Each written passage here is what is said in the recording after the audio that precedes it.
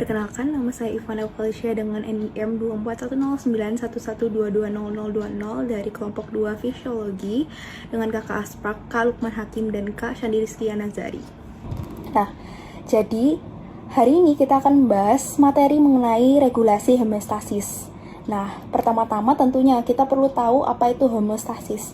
Homeostasis ini terdiri dari dua suku kata, yaitu homois dan juga statis. Homois ini artinya sama, dan statis ini artinya tidak berubah keadaannya atau tetap sama. Jadi bisa kita katakan bahwa homeostasis ini merupakan suatu keadaan di mana lingkungan di dalam tubuh kita itu relatif konstan, atau dengan kata lain bahwa homeostasis ini merupakan suatu proses keseimbangan di dalam tubuh organisme untuk menyesuaikan diri dengan lingkungannya yang dinamis, tentunya agar tetap bisa bertahan hidup. Jadi, untuk lebih jelasnya dan lebih sederhananya, homeostasis ini adalah kemampuan tubuh untuk mempertahankan kondisi internal yang stabil, meskipun terjadi perubahan di lingkungan yang eksternal. Ini termasuk pengaturan berbagai variabel seperti suhu tubuh, pH, dan keseimbangan cairan tubuh. Misalnya, ketika tubuh kita berusaha untuk menjaga agar tetap berada di suhu yang normal, yaitu sekitar 37 derajat Celcius, meskipun tubuh kita itu atau seseorang ini berada di kondisi cuaca yang panas atau dingin. Oleh karena itu, homeostasis ini adalah suatu fondasi dari kesehatan tubuh kita. Tanpa adanya regulasi homeostasis, fungsi tubuh kita akan terganggu. Istilah homeostasis ini diperkenalkan pertama kali oleh Walter Bacon. Dia mengungkapkan bahwa homeostasis ini bukanlah suatu yang tidak pernah berubah, dan homeostasis ini juga tidak selalu sama sepanjang waktu. Oleh karena itu, supaya sel tubuh kita ini bisa survive dalam keadaan yang sehat dan normal, maka seluruh aspek lingkungan itu harus tetap konstan. Dalam hal apa saja yang harus konstan? Mungkin ada dalam hal komposisi kimianya, tekanan osmosis, suhu, pH-nya, dan lain sebagainya. Nah, jika terjadi perubahan kecil dalam tubuh kita, maka hal inilah yang dapat mengakibatkan fungsi sel itu nanti bekerja secara tidak optimal. Nah, jika terjadi perubahan besar, mengakibatkan suatu sel atau tubuh itu mati. Nah, perubahan kecil dalam lingkungan yang dinamis dalam tubuh itu bisa menyebabkan sel-sel menjadi mati. Contohnya, misalnya, tubuh kita mengalami dehidrasi karena kurangnya air, kemudian zat makanan yang kurang, atau bisa kita katakan sebagai kelaparan. Kemudian sisa racun yang terakumulasi di dalam badan. Kemudian suhu yang berubah secara drastis dengan mendadak. Itu adalah contoh-contoh dari perubahan kecil dalam tubuh kita. Nah, jika terjadi perubahan besar dalam homeostasis ini, maka dapat menyebabkan suatu penyakit atau menimbulkan suatu penyakit yang bahkan nantinya bisa berujung juga pada kematian. Nah, jadi jika salah satu atau lebih sistem tubuh kita ini gagal berfungsi dengan benar, maka homeostasis tubuh kita itu juga akan terganggu. Dan semua sel itu akan menderita.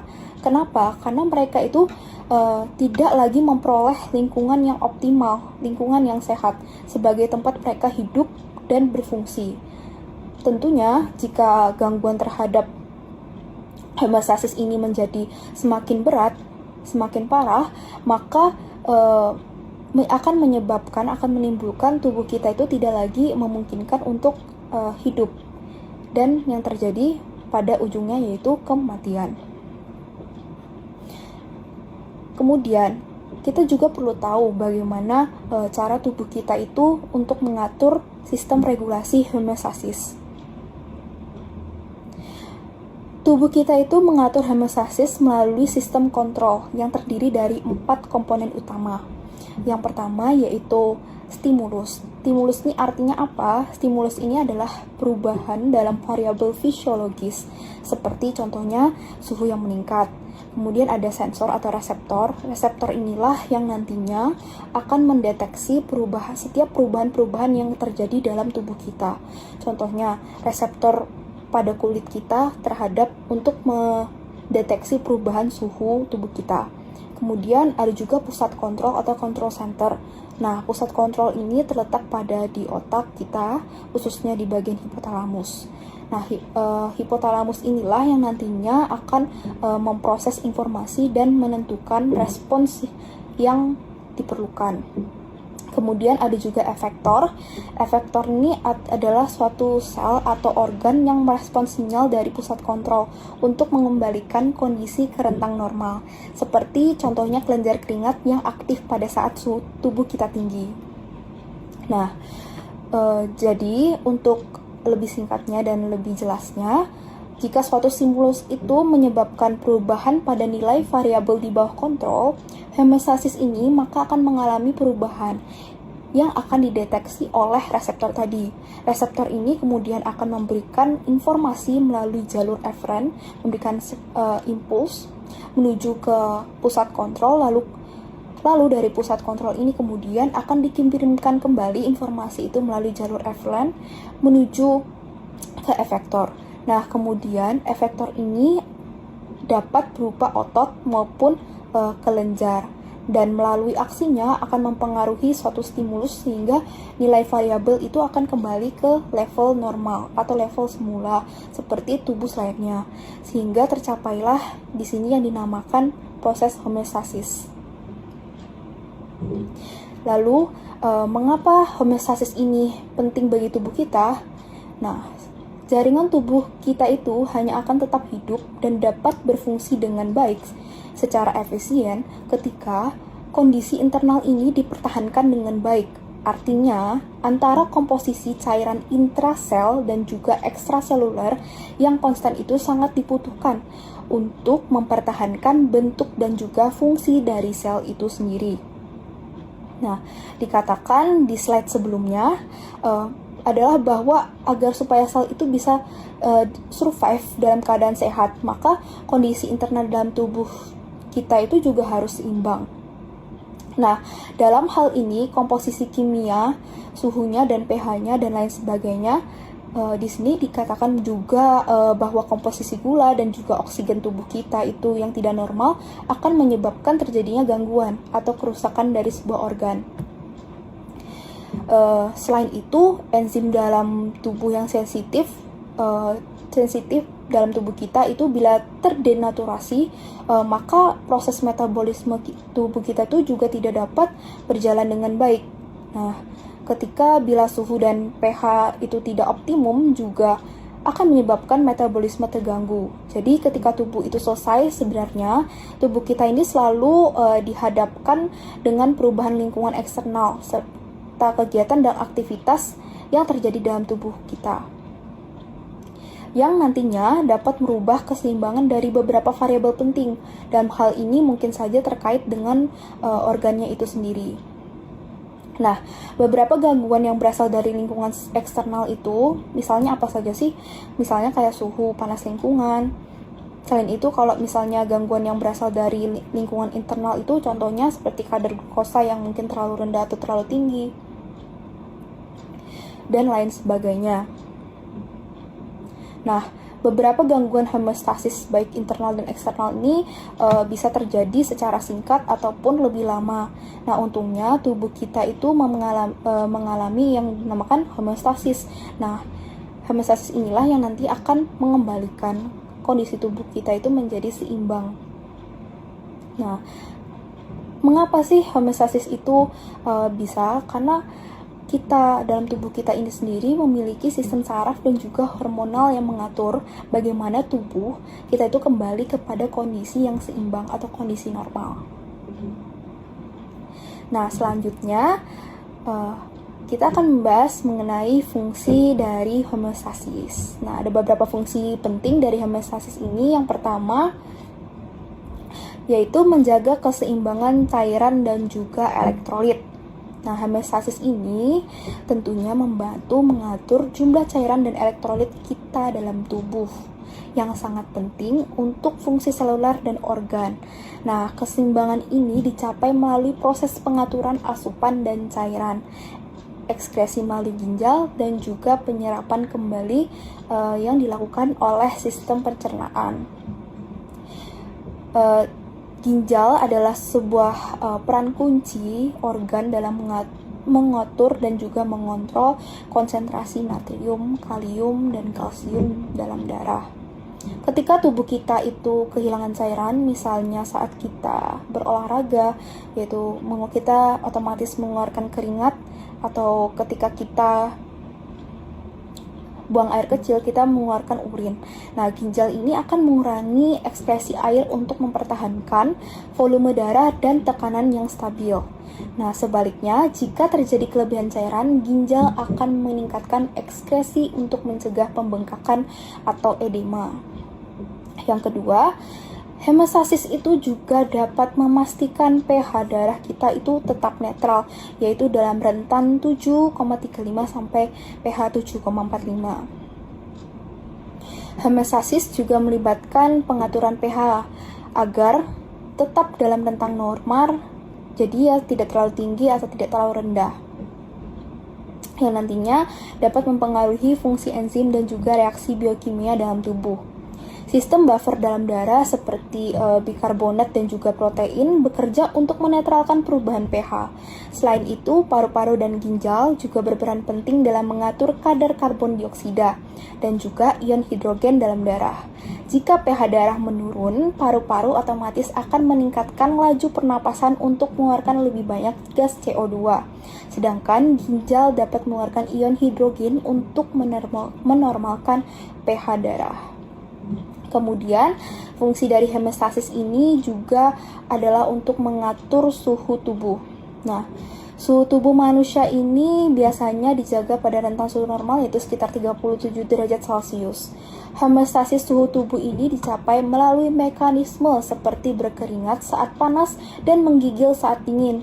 Ketika suhu lingkungan kita mengalami peningkatan, hipotalamus di otak otomatis mendeteksi perubahan ini dan memicu kelenjar keringat untuk mengeluarkan keringat. Proses penguapan keringat ini membantu mendinginkan tubuh. Sebaliknya, ketika suhu turun, pembuluh darah di kulit itu menyempit untuk mengurangi kehilangan panas, dan otot-otot berkontraksi untuk menghasilkan panas melalui ketika tubuh kita itu menggigil atau bergerak. Nah, kemudian fungsi dari hemostasis ini juga untuk mengontrol kadar nutrisi seperti glukosa, gula. Nah, hemostasis ini berfungsi setelah kita makan, kadar glukosa darah kita tuh tentunya akan meningkat, dan pankreas itu otomatis akan memberikan respons untuk menghasilkan hormon insulin. Nah, insulin inilah yang membantu sel-sel tubuh menyerap glukosa yang nantinya digunakan sebagai sumber energi atau disimpan sebagai glikogen di hati dan otot. Saat kadar glukosa kita turun, misalnya pada saat kita melakukan puasa, pankreas akan menghasilkan glukagon yang merangsang hati untuk melepaskan glukosa ke dalam aliran darah. Nah, proses inilah nantinya akan dipastikan bahwa kadar glukosa tetap stabil dan tersedia bagi sel-sel tubuh. Nah, selanjutnya saya akan membahas mengenai mekanisme dari regulasi homeostasis. Nah, mekanisme ini seperti yang kita tahu umumnya bekerja melalui dua jenis umpan balik, yaitu ada umpan balik negatif dan juga ada umpan balik positif. Nah, umpan balik negatif ini adalah respons tubuh yang berlawanan terhadap perubahan untuk mengembalikan kondisi ke rentang normal. Contohnya seperti tadi, ketika kadar glukosa darah kita itu meningkat setelah makan, pankreas otomatis mengeluarkan hormon insulin untuk menurunkan kadar glukosa kembali ke kadar yang normal. Lalu untuk umpan balik positif, ini adalah suatu respons dari tubuh kita untuk memperkuat perubahan hingga mencapai hasil akhir tertentu.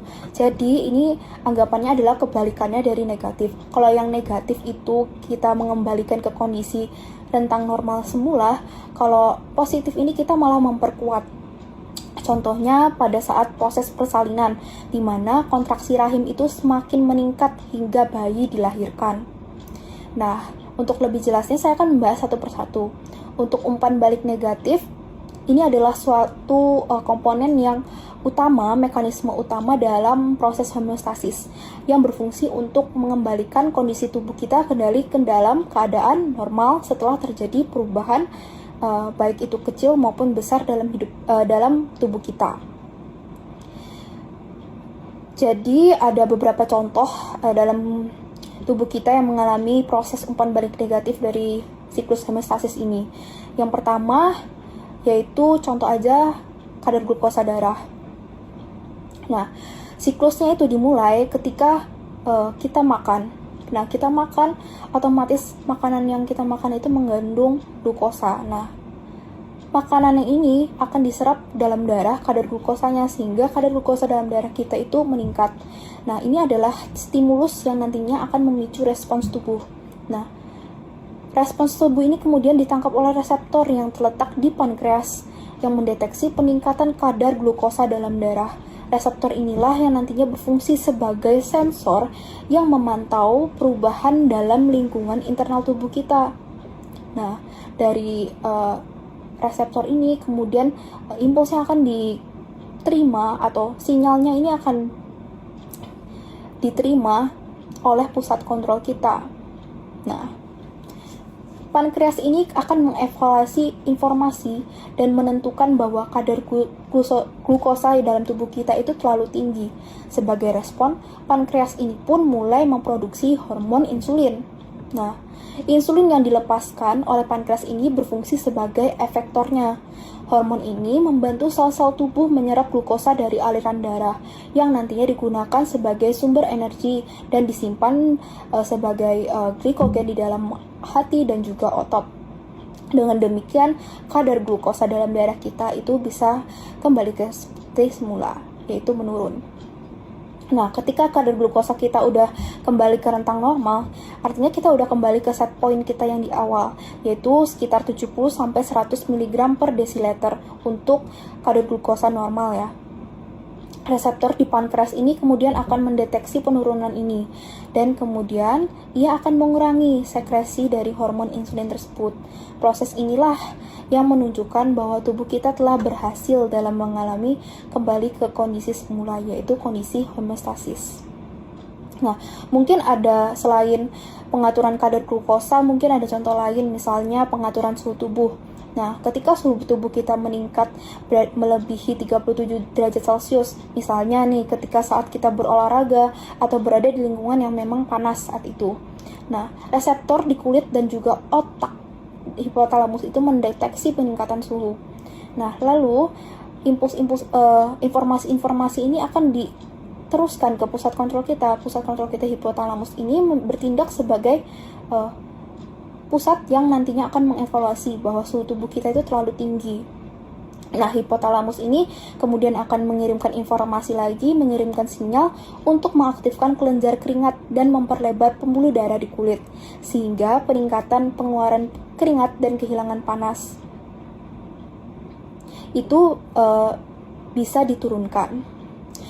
Setelah suhu tubuh menurun atau kembali ke set point lagi di kondisi tubuh yang normal, hipotalamus akan mengurangi sinyal untuk keringat dan vasodilatasi, sehingga menjaga keseimbangan dari suhu tubuh itu kembali. Nah, lalu untuk umpan balik positif, contohnya apa yang paling kita sering dengar itu adalah waktu saat kontraksi. Nah, proses persalinan dimulai dengan kontraksi uterus yang teratur. Kontraksi inilah yang terjadi ketika otot-otot rahim berkontraksi untuk mendorong bayi ke arah jalan lahir.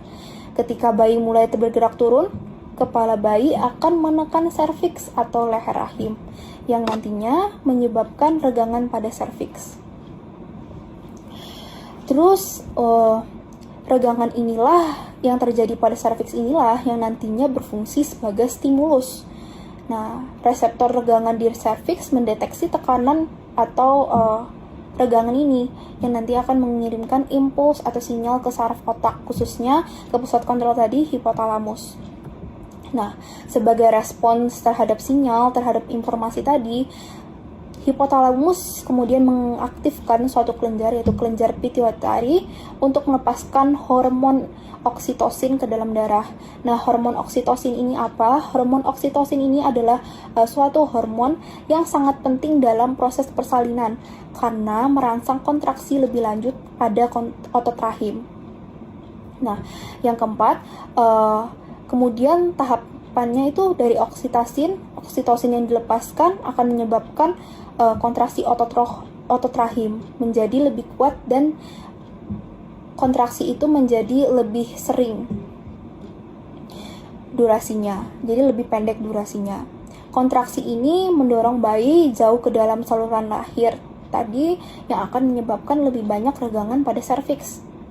Nah, ketika serviks semakin meregang, reseptor regangan kembali mengirimkan sinyal ke otak, lalu memicu pelepasan lebih banyak oksitosin. Nah, ini menciptakan siklus umpan balik positif.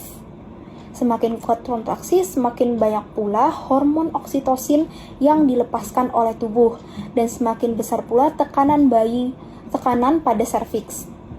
Nah, proses ini akan terus berlanjut hingga kontraksi menjadi sangat kuat dan sering, yang nantinya akan memungkinkan serviks ini untuk sepenuhnya membuka atau dilatasi dan mendorong bayi itu untuk keluar dari rahim atau dilahirkan. Nah, setelah bayi lahir, keadaan pada serviks ini kemudian berkurang secara signifikan dan siklus umpan balik positif pun terputus. Nah, mungkin ada contoh-contoh dari sistem tubuh kita yang mengalami regulasi hemostasis ya. Yang pertama ada regulasi kadar oksigen dan kadar karbon dioksida. Nah, sistem pernafasan ini berperan penting dalam menjaga kadar oksigen dan juga kadar CO2 dalam darah. Ketika kadar karbon dioksida kita meningkat, reseptor di arteri akan mengirimkan sinyal secara langsung ke pusat pernafasan di otak. Nah, untuk meningkatkan frekuensi dan kedalaman pernapasan. Ini membantu tubuh kita untuk mengeluarkan lebih banyak karbon dioksida dan meningkatkan asupan oksigen. Nah, yang kedua yaitu untuk meregulasi kadar pH darah. Nah, pH darah harus dijaga dalam rentang yang sempit, seperti yang sudah dijelaskan sebelumnya, yaitu pH-nya 7,35 sampai 7,45. Nah, sistem buffer seperti bikarbonat bekerja untuk menetralkan asam atau basa yang berlebihan. Nah, jika pH turun atau menjadi lebih asam, tubuh akan meningkatkan laju pernapasan untuk nantinya mengeluarkan lebih banyak gas karbon dioksida yang dapat membantu menaikkan pH tubuh kita menuju ke tingkat yang normal. Nah, kemudian ada juga regulasi kadar natrium dan kalium. Keseimbangan elektrolit ini sangat penting untuk fungsi sel kita. Misalnya ginjal yang berperan dalam mengatur kadar natrium dan juga kalium dalam darah. Ketika kadar natrium kita tinggi, ginjal akan mengekskresikan natrium berlebih melalui urin. Sebaliknya, jika kadar kalium terlalu tinggi, ginjal akan meningkatkan ekskresi kalium untuk mencegah hiperkalemia. Nah, kemudian hemostasis ini juga berperan penting dalam regulasi kadar kalsium. Kadar kalsium dalam darah diatur oleh hormon paratiroid dan juga kalsitonin. Nah, jika kadar kalsium rendah, hormon paratiroid ini akan dirilis untuk meningkatkan reabsorpsi kalsium dari ginjal dan juga merangsang pelepasan kalsium dari tulang. Sebaiknya jika kadar kalsium tinggi, kalsitonin akan dilepas untuk menurunkan kadar kalsium dengan meningkatkan penyimpanan kalsium dalam tulang tubuh kita. Kemudian hemostasis juga berfungsi untuk meregulasi keseimbangan cairan. Nah, ginjal di sini berperan penting dalam menjaga keseimbangan cairan tubuh melalui pengaturan volume urin yang dihasilkan. Nah, ketika tubuh kita mengalami dehidrasi, ginjal akan menyerap kembali banyak air sehingga urin menjadi lebih pekat. Sebaiknya ketika tubuh kita terhidrasi dengan baik, ginjal akan mengeluarkan urin yang lebih encer. Nah, Kemudian homeostasis juga kita bisa temukan di sistem kekebalan tubuh. Nah, dalam mempertahankan kesehatan, ketika tubuh kita terinfeksi misalnya oleh patogen, sistem kekebalan tubuh kita akan merespons dengan memproduksi sel-sel imun dan juga antibodi untuk melawan infeksi tersebut. Proses inilah yang nantinya akan membantu menjaga keseimbangan dan kesehatan tubuh. Nah, ketika kita juga terjadi cedera atau luka pada jaringan, tubuh kita juga memulai proses penyembuhan yang melibatkan nantinya proliferasi sel-sel baru dan pembentukan jaringan yang baru. Proses ini adalah bagian dari homeostasis yang memastikan bahwa kerusakan dapat diperbaiki dan fungsi normal dari tubuh kita itu juga dapat dipulihkan. Nah, kemudian untuk contoh yang terakhir, di sini saya akan bahas tentang pengaturan tekanan darah dalam konsep homeostasis. Nah, tekanan darah tubuh kita itu diatur oleh sistem kardiovaskular melalui mekanisme umpan balik negatif. Nah, jika tekanan darah meningkat, pembuluh darah akan melebar atau mengalami yang namanya vasodilatasi untuk menurunkan tekanan darah. Sedangkan jika tekanan darah kita rendah, jantung akan berdetak lebih cepat dan pembuluh darah itu akan menyempit atau mengalami vasokonstriksi yang gunanya untuk meningkatkan tekanan dari darah kita. Nah, otomatis karena adanya regulasi homeostasis, semua sistem dalam tubuh kita itu dapat berjalan dengan baik dan dapat kembali ke posisi tubuh kita semula meskipun mengalami perubahan yang kecil atau besar. Nah, jadi mungkin itu saja materi mengenai regulasi homeostasis yang dapat saya jelaskan. Semoga bermanfaat dan terima kasih.